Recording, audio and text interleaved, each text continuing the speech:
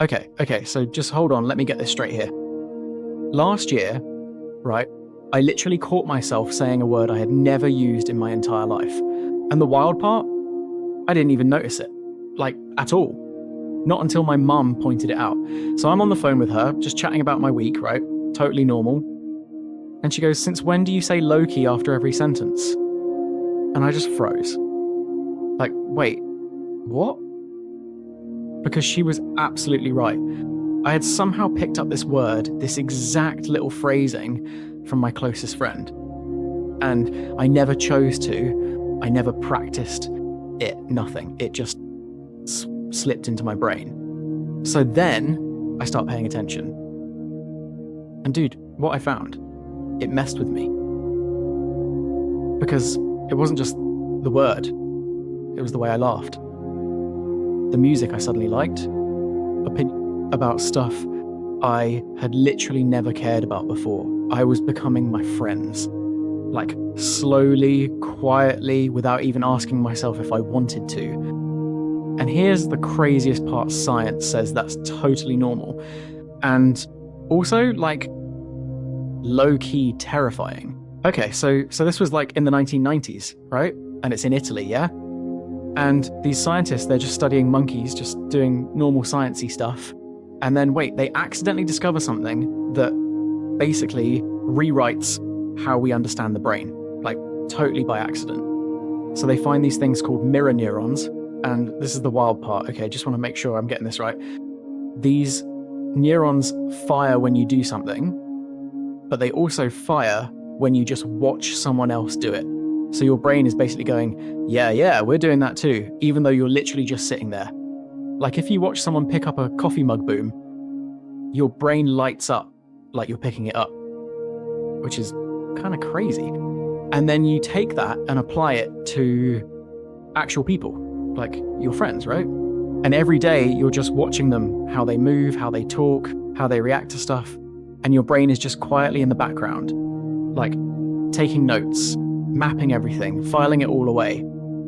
And then these researchers at NYU come along and they're like, oh yeah, this is a thing. And they call it the chameleon effect.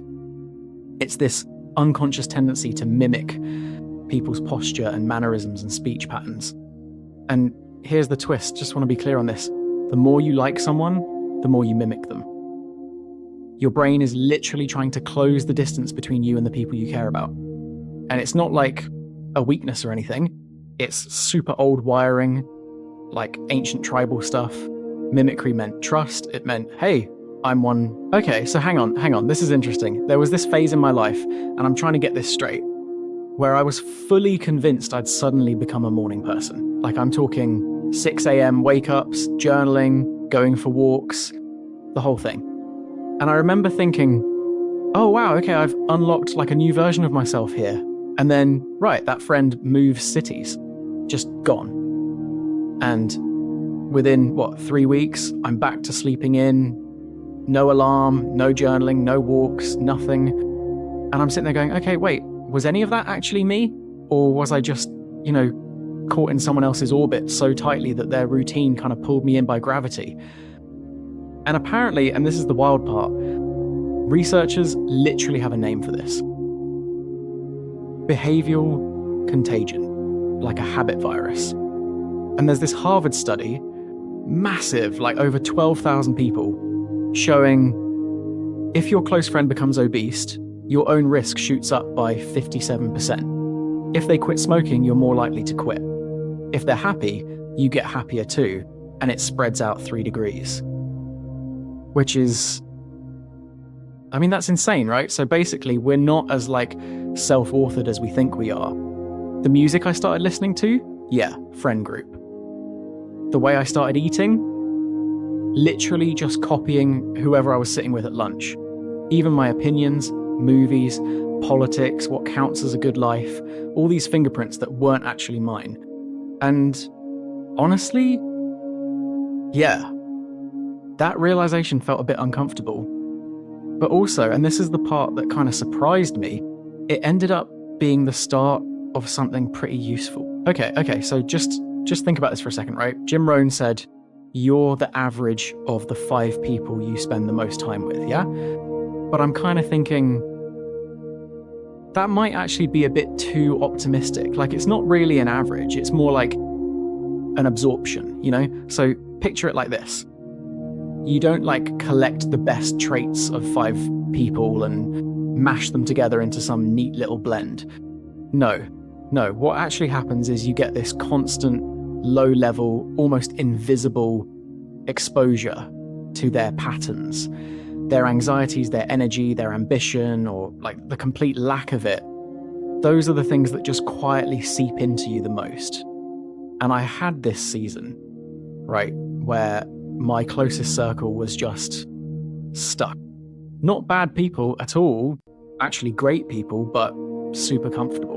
Lots of talking about changing things, absolutely zero actual changing.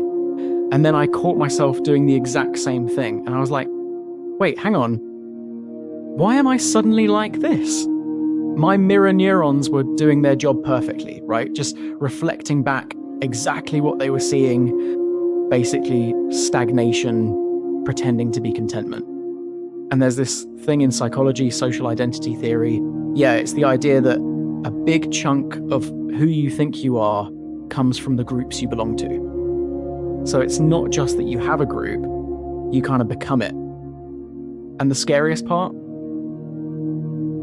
It all happens so slowly. Like, so slowly, you don't even notice until you're years down the line, just sitting there wondering why you suddenly feel like a stranger to yourself. Okay, so let me get this straight. I want to tell you about these 6 months, right? And somehow they changed way more about me than like the 4 years before them. And the wild part? I only changed one variable, who I was around. Like, I didn't move cities or anything. I didn't quit my job. Nothing dramatic.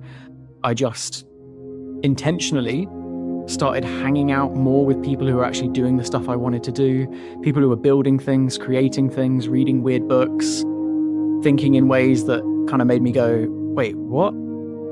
And honestly, at first, it was super uncomfortable. Like, I felt like an outsider, you know? Their whole rhythm was different. There was this gap, like I was watching a dance I didn't know the steps to. But here's the interesting part, and I'm trying to get this right. My mirror neurons just did their thing. Slowly, without me forcing anything, I started matching their energy. Their curiosity, super contagious. And their standards for their work, their time, their thinking, they started feeling like this baseline I wanted to hit too. And then, boom, within 6 months, I had finished this project I'd been about to start for like 2 years. Not because I magically found discipline or whatever, but because I'd been around people for whom not finishing stuff was the weird option. So the environment shaped the behavior. And then the behavior shaped the identity. And it's like, you don't rise to your goals. You kind of fall to the level of your environment. Isn't that wild? Okay, so like, here's the bit nobody really wants to think about, right? If you're out there just absorbing everyone around you like a sponge, they're actually absorbing you right back. Yeah, wild, I know. And get this, you're someone's most frequent social contact. You're someone's mirror.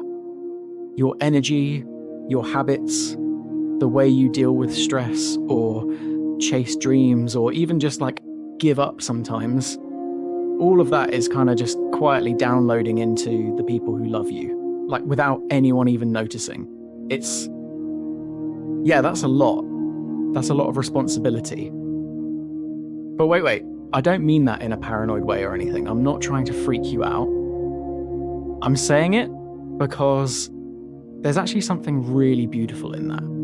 Like, seriously, because when you choose to grow, when you decide, okay, I'm going to be more intentional, more present, more alive, you're not just changing yourself. You're literally shifting the whole field for everyone around you. It goes both ways. The chameleon effect is just, it's everywhere. Which means, and this is kind of the cool part, maybe the most generous thing you can do for your friends is actually just becoming the person you actually want to be. Isn't that kind of amazing? All right, so here's what I kind of want you to do right now, yeah? Like before you even think about closing this video, just one question, okay? And it's a big one. Who are you actually becoming? And is that really someone you chose? So, okay, try this with me for a second. Think about the 5 people you've spent the most time with over the last 6 months. Just 5. Write their names down. And then honestly ask yourself, what have I been soaking up from them? And if nothing changed for like the next year, what would I keep absorbing? Because you're not this fixed, solid, unchanging thing. You're more like this living, breathing social experiment, right? Constantly being shaped and shaping other people at the same time. It's wild. And the whole chameleon effect, oh, it's real. It's happening right now. The only real question is, are you picking the colors? Or are they just kind of happening to you? And hey, if while hearing this you thought of someone in your life, maybe just share it with them. Not because they need to fix anything, but because that kind of conversation, that's the stuff that actually shapes who both of you end up becoming.